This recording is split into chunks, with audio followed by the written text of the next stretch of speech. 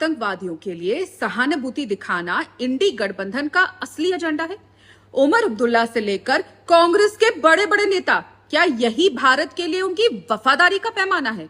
अफजल गुरु, जिसने भारत की संसद पर हमला किया और 9 निर्दोषियों की जान ली, उसके लिए उमर अब्दुल्ला की आंखों में आंसू और कांग्रेस के नेताओं के पुराने समय से लगातार समर्थन के बयान शर्मनाक है।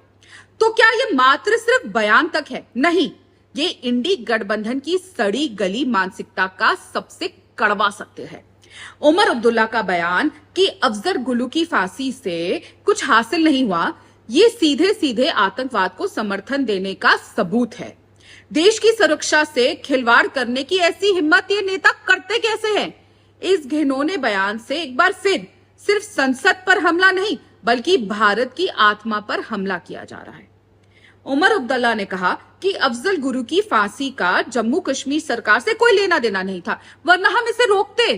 फांसी से कोई फायदा नहीं हुआ। क्या यह आतंकियों के लिए सहानुभूति नहीं है?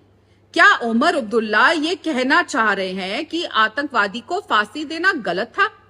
लेकिन उमर अब्दुल्ला इस मामले में अकेले नहीं है। उनके साथ लंबे समय से कांग्रेस का पूरा के पूरा कुंभा खड़ा है। कांग्रेस के बड़े नेता, केरल से अभी एमपी, पूर्व यूपीए मंत्री रहे राहुल के करीबी में से एक member of parliament Shashi Tharoor, उन्होंने 2014 में कहा था कि कश्मीर में आतंकवाद की जड़ें स्थानीय ग्रीवेंसेस में है। इससे यह स्पष्ट होता है कि आतंकवाद को ये शशि थरूर एक तरीके से सही ठहराने का प्रयास कर रहे थे। 2015 में उन्होंने ये तक कहा कि अफजल गुरु की फांसी गलत थी और इससे बहुत बुरे तरीके से अंजाम दिया गया।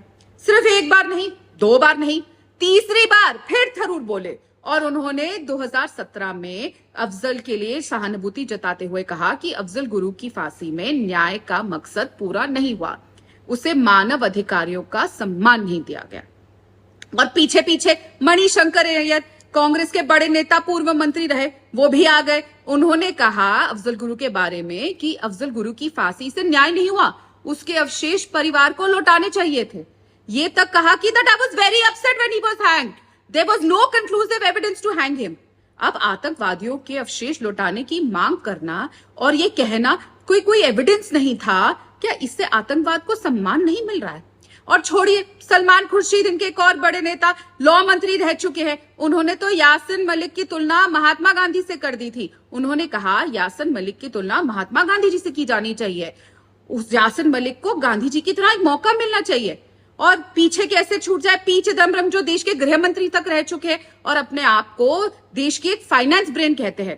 उन्होंने इकोनॉमिक टाइम्स को एक इंटरव्यू में कहा that there were grave doubts about Afzal Guru's involvement in the conspiracy behind the attack on the parliament, and even if he was involved, there were grave doubts of the extent of his doubt involved.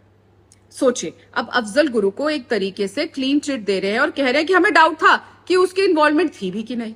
Digvijay Singh, 2013 में उन्होंने तो हाफिज सईद को साहब कह डाला था और उन्होंने ये तक कहा था कि बाटला हाउस इनकाउंटर फर्जी था। क्या अब कांग्रेस के नेता लगातार उनके बयानों से ये सामने नहीं आ रहा कि वो आतंकियों को हीरो साबित करने में लगे रहे हैं?